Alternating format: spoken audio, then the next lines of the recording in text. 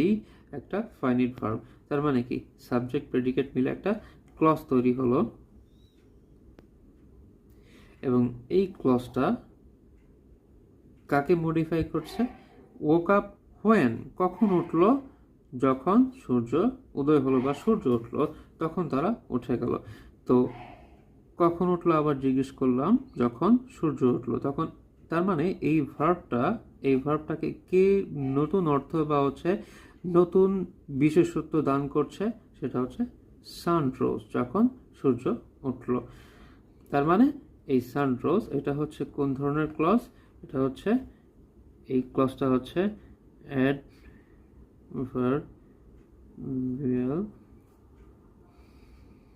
Clause, কারণ এই ক্লজটা এই ভার্বটাকে নতুন অর্থ দিচ্ছে বা মডিফাই করছে।